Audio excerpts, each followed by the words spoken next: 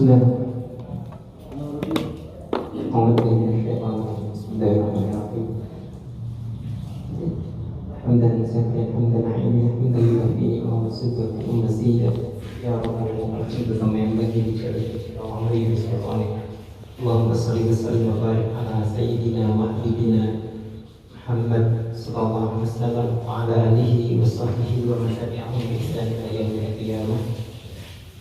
Fatahiyatukum jami'an bi tahiyatil Islam wa bi tahiyati ahlil jannah. Assalamualaikum warahmatullahi wabarakatuh. Waalaikumsalam warahmatullahi wabarakatuh.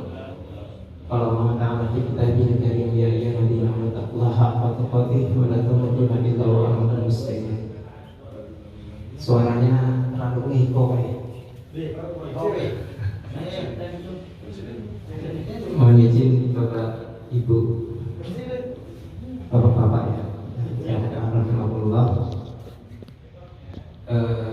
Mohon maaf ini saya agak lancang berdiri di depan bapak sekalian. Ada Pak Agam, ada Bang Dani, ada senior saya yang lebih panas untuk duduk di sini. Tapi ala pilihan ini semoga ini mengukurkan dosa hikmah ilmu, karena ilmu yang sudah kita peroleh itu tidak sepantasnya untuk kita sembunyikan, karena obatnya orang yang berilmu itu adalah menyebarkan ilmunya.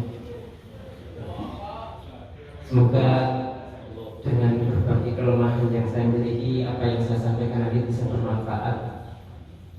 Kalaupun tidak bermanfaat, ya semoga apa yang ditanya pada kesempatan siang hari ini diterima oleh Allah Ta'ala sebagai amal ibadah kita.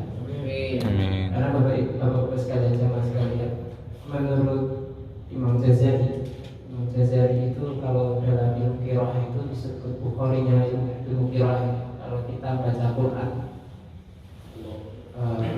yang kita bacakan Imam Hafiz An-Nasim,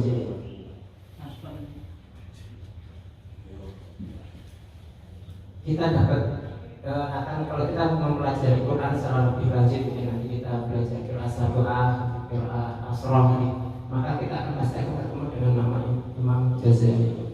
Imam Ghazali itu mengatakan sebagaimana dalam surat Al-Muzammil itu Allah katakan waratilil Quran tartila.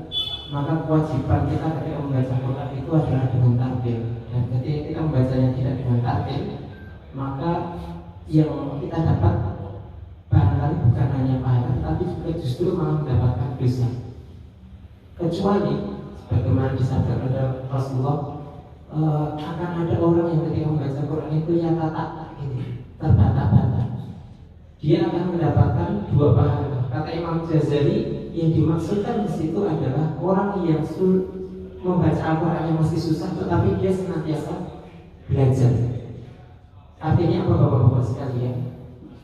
Dengan belajar, dengan menuntut ilmu, maka salah satu fadilahnya adalah setiap kekurangan kita, setiap kesalahan kita itu masih diampuni oleh Allah Ta'ala, dan bahkan justru menjadi sebuah fadilah tersendiri. Sebagaimana orang membaca Quran masih terbata-bata, tetapi ketika dia masih senantiasa untuk belajar, maka kesalahan yang dia dapatkan atau keterbata-batanya dalam membaca Al-Quran itu justru mendapatkan dua kebaikan. Maka itulah pentingnya ketika kita menuntut ilmu. Sebagaimana kalau kita pahami Bapak-bapak sekalian, ketika Rasulullah menyampaikan dalam hadisnya, innamal a'malu binniyat wa innamal likulli imri'in ma nawa, faman kanat hijratuhu ila Allah wa rasulihi ila akhir hadis. Amalan itu akan sangat tergantung dengan niatnya.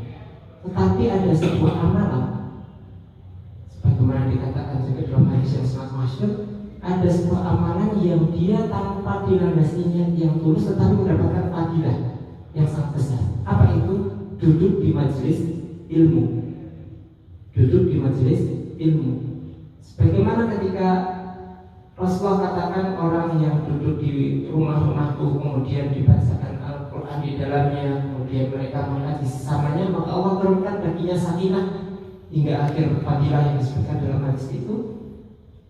Kemudian ada yang malaikat itu bertanya, ya Allah, di sana itu ada orang yang hanya duduk karena ada suatu hajat, bukan untuk menuntut ilmu. Kata Allah, termasuk orang itu mendapatkan fadilah sebagaimana orang menuntut ilmu tadi mendapatkan. Kata dinamai dengan malaikat rahmat dan disebutkan nama-nama kita di hadapan majelis malaikat. Nah, barangkali kesempatan siang hari ini ada yang duduk-duduk di sini hanya untuk melepas penat, melepas stres kerjaan, mungkin mengisi waktu kosong dengan sembari nanti mau makan siang. Tetapi karena kita duduk di majelis ilmu, maka semoga fadilahnya orang menuntut ilmu juga kita dapatkan sebagaimana dikatakan Rasulullah dalam hadis tersebut. Nah, itulah pentingnya majelis ilmu. Orang niatnya nggak lurus saja, itu bisa mendapatkan fadilahnya majelis ilmu tersebut. Coba rahimahullah, saya punya waktu sampai jam berapa sih? Jam berapa sih mas? Saya nyiapin bahan tayang sebenarnya, cuman gimana ini? Butuh internet mas? Ini ada. Oh, coba ke pakai yang wifi kajian Kamisan. Bisa ada sudah ini. Ada di HP saya sih. Ini ini tangan di HP. Tadi belum bisa lihat. atau connect wifi dulu ke kajian Kamisan ada? Di wifi di laptop kajian Kamisan? Ini udah nyambung. Oh, udah. Nah.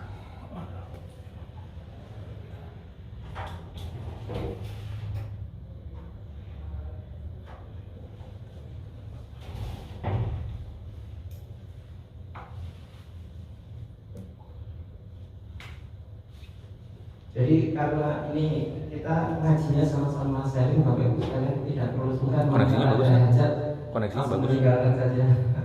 Ini karena yang duduk di depan juga kiai juga sudah besar. Coba lu connect ke situ terus lu browsing dari situ bisa nggak? Dan dari HP-mu itu satu lagi connect ke kajian Kamisan, nah terus browsing bagus nggak?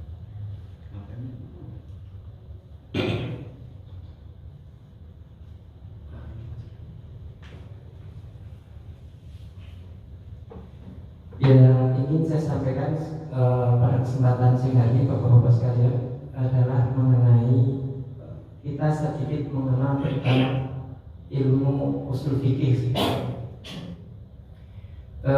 Semoga ketika saya menyampaikan ini bukan atas dasar tanpa ilmu seperti Gua itu. gimana dong? Kebetulan Nggak nyambung juga berarti. saya sampai saat ini masih rutin. Ya, ngaji kalau lu nggak usul nyambung berarti fikih gua juga dengan, enggak. salah satu dosen di UI. Jadi paling tidak saya perlu saya sampaikan bahwasanya apa yang saya sampaikan setidaknya ada sangat ilmunya seperti itu.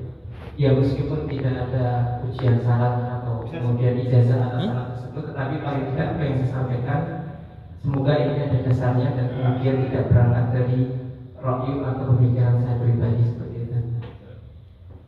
Kenapa ini penting jemaah sekalian? Karena dengan semakin mudahnya akses terhadap ilmu seperti itu Bapak-Bapak sekalian, terkadang banyak orang zaman sekarang itu lupa apa posisi dan profesinya.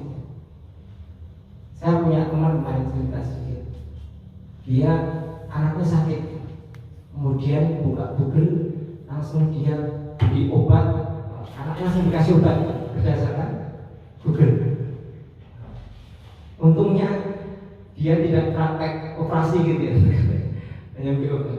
Dan ternyata setelah cerita dengan saya, itu obat itu salah, itu obat untuk penyakit tipes, bukan obat untuk penyakit itu lagi. Anaknya itu batuk apa-apa, tapi diberi obat Fermin gitu.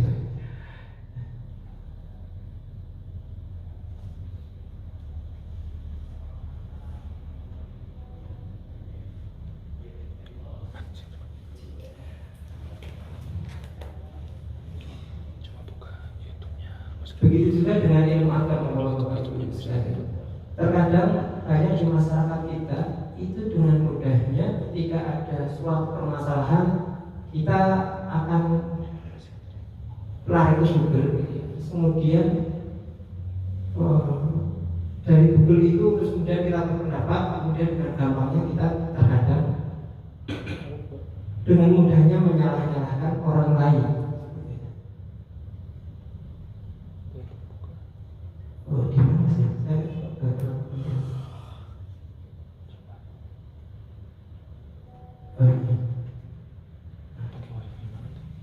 Memahami perbedaan.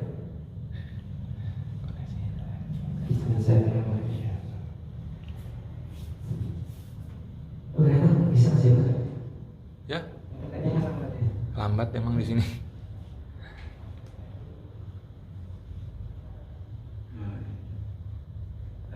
Apa yang Bapak lihat di sini?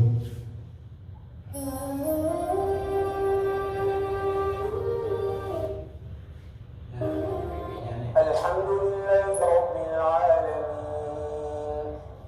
الرحمن الرحيم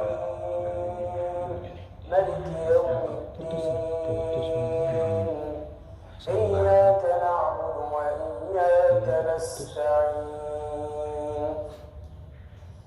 اهدنا الصراط المستقيم Gagal. Apa Bapak yang kita lihat ya, yang berbeda dengan bisa kita makan?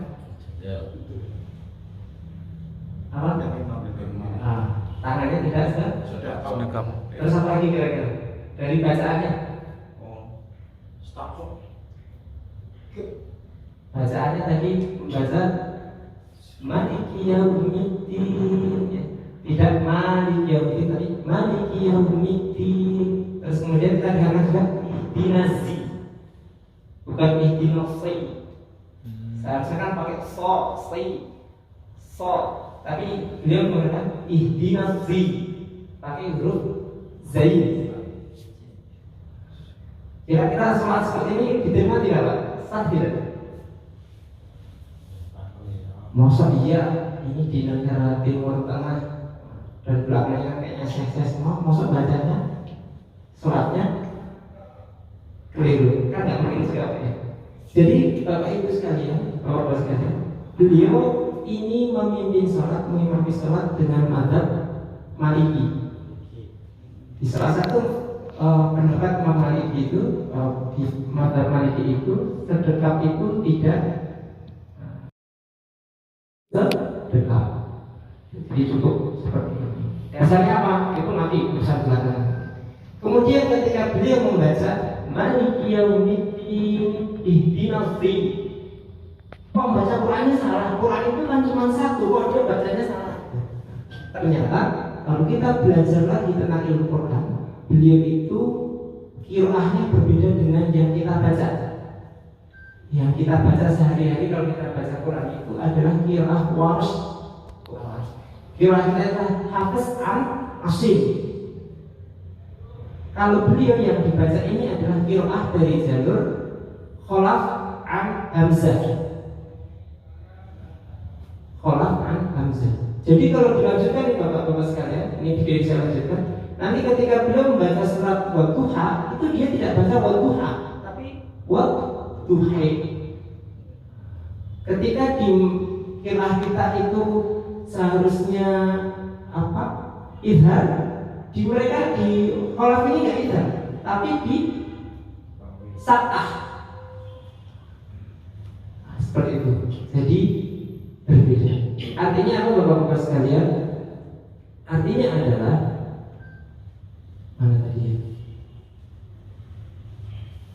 Yang mana tadi mesti? Slide tadi. Di tab sebelahnya. Nah, oh ini di back ya. Artinya Bapak-Bapak sekalian yang ingin saya sampaikan adalah melalui video ini bahwasanya apa-apa yang berbeda dengan kita belum tentu itu suatu kesalahan, dan apa-apa yang kita pahami belum tentu itu suatu kebenaran dalam tanda petik. Yang akan kita pelajari pada kesempatan siang hari ini, tapi mungkin nanti nggak cukup aja, jadi ini sebentar. Karena panjang Bapak-Bapak untuk mempelajari ini. Saya ingin bertanya, Bapak-Bapak, kalau kita mau beribadah itu harus tahu dalil tidak? Harus tidak? yang harus angkat tangan, yang tidak usah angkat tangan. Berarti tidak harus tahu Pak ya. Yang berpendapat harus tahu dari ada apa?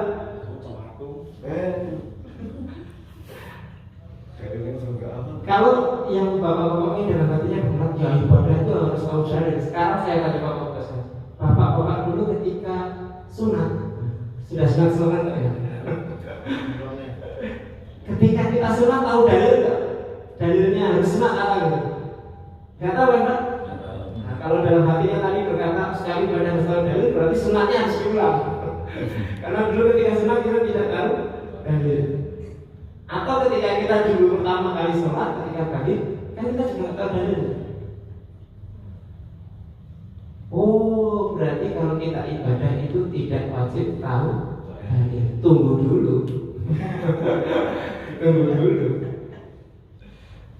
Kalau misalnya ada ustadz di kampung kita, atau ada ustadz ya, ada Majelis Ulama Indonesia, itu menetapkan, oh ini haram hukumnya. Boleh nggak Pak dia nggak pakai dalil, nggak tahu dalil? Nggak boleh. Harus tahu dalil. Harus tahu dalil dan tahu cara menentukan hukum dari sebuah dalil. Itu pertama tentang dalil. Apa sih dalil itu? Dalil itu adalah pijakan yang akan digunakan untuk menentukan suatu hukum Allah. Kalau kita kembali ke sini tadi, ilmu fikih adalah ilmu yang menerangkan segala hukum agama yang berhubungan dengan perbuatan mukallaf yang dikali dari dalil-dalil spesifik. Hukum agama itu ada berapa Pak? Setidaknya ada 5 ya kalau kita tahu ya. Wajib, sunnah, mubah, makruh, haram. Tunggu dulu. Itu kan kalau di madzhab yang kita pakai, madzhab Syafi'i, madzhab Maliki, tapi ternyata di madzhab Hanafi itu hukum itu ada 7. Ada fardu sendiri, ada wajib sendiri. Fardu dan wajib beda di madzhab Hanafi. Panjang kan Pak misalnya. Nah, untuk menentukan suatu hukum itu apa, tidak boleh kemudian kita kan yang menentukan hukum haram-haram itu Allah Ta'ala. Tidak boleh kita manusia itu menghalalkan sesuatu yang haram dan mengharamkan sesuatu yang haram tanpa petunjuk atau tanpa ketetapan dari Allah. Nah, gimana kita caranya menentukan sesuatu itu halal atau haram? Adalah pada dasarnya dari dalil. Sekarang kalau misalnya dalil, sementara kita tahu dalil utama itu dari pokok itu ada Al-Quran dan hadis.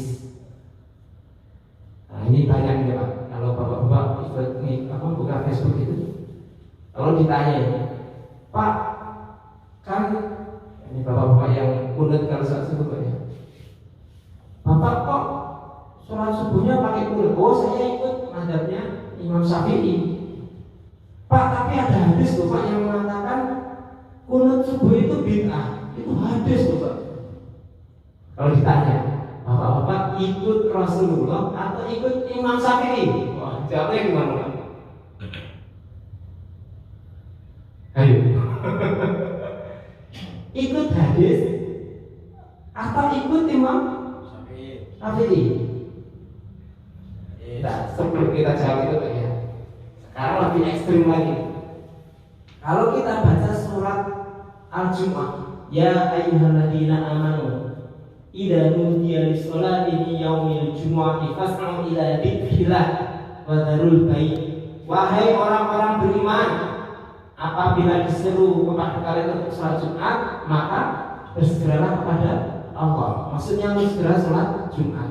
Sekarang saya tanya Pak, ya ayyuhalladzina amanu, itu yang diseru siapa?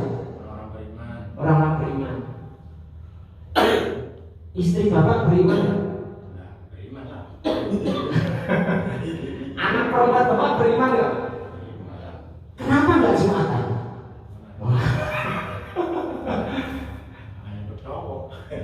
Mana? Orang itu disebutnya ya ayyuhalladzina amanu. Sementara kalau kita baca ya ayyuhalladzina amanu kutiba alaikumus syiyam, itu yang sama Pak yang diperintah ya ayyuhalladzina amanu. Yang puasa siapa saja? Bapak, Bu, puasa. Ibu puasa Bapak? Puasa.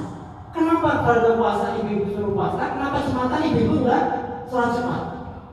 Nah, kalau kita pakai pendapat tadi ketika kita diskusi menurut sebutan ini diterapkan juga, Bapak ini, ibu-ibu ini enggak Jumatan itu ikut ustaznya apa ikut Allah Ta'ala. Ini Quran loh Pak, Bu.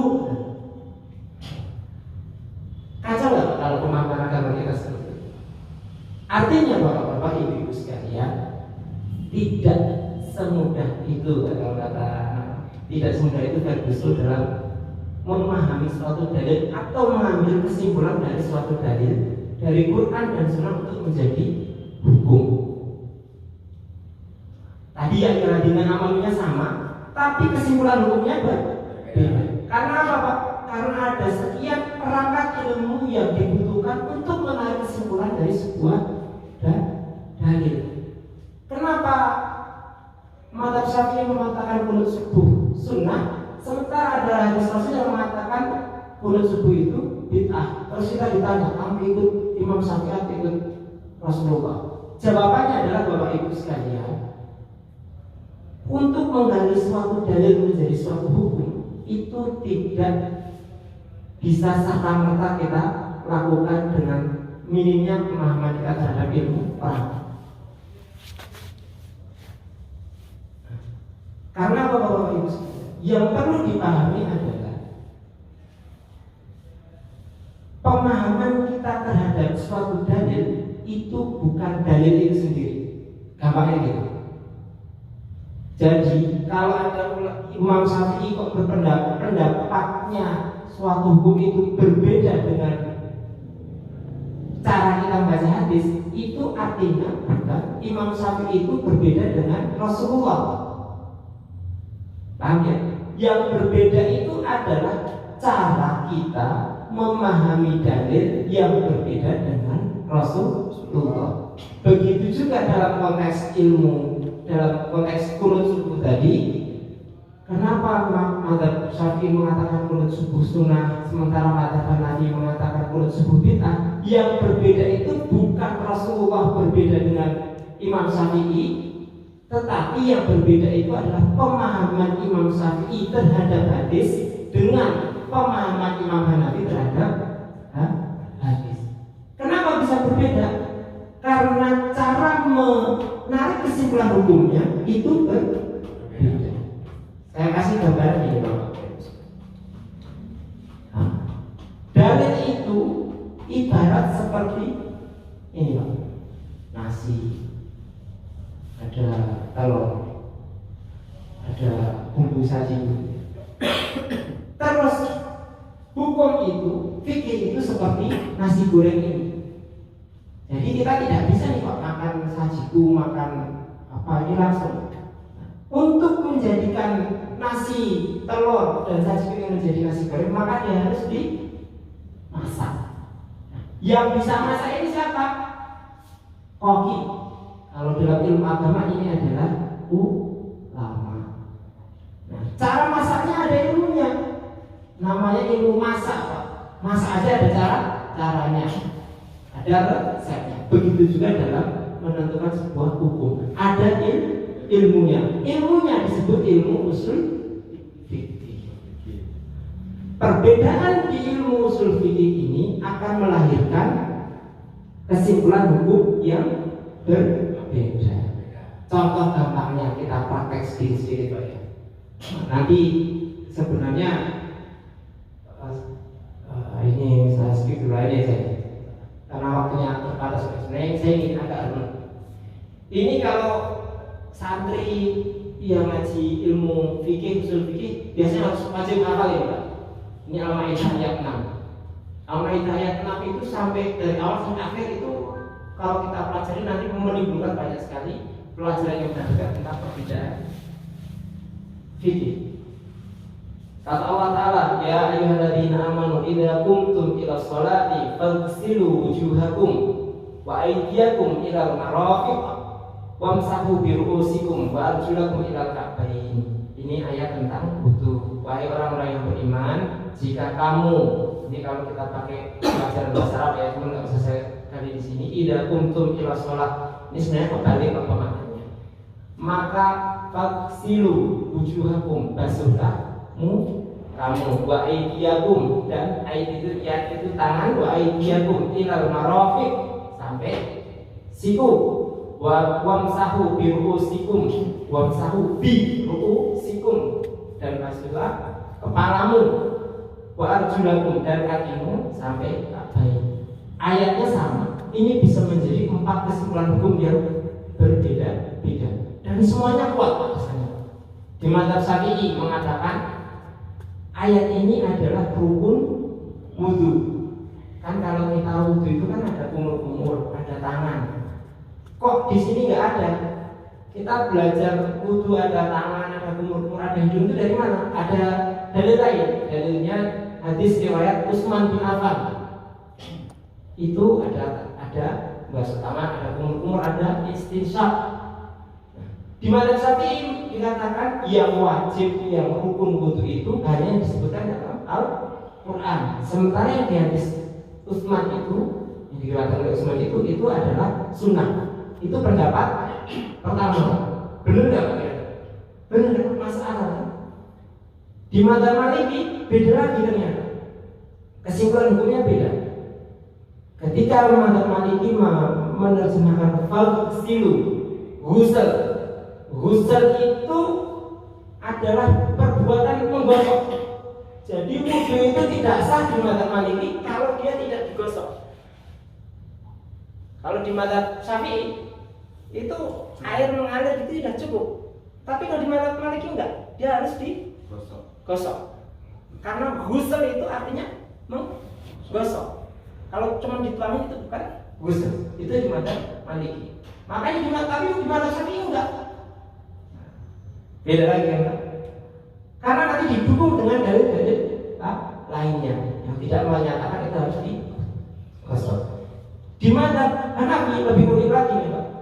Di mazhab Hanafi itu mengatakan ketika kita baca di sini Pak, faghsilu wujuhakum wa aydiyakum wa awamsahu wa arjulakum.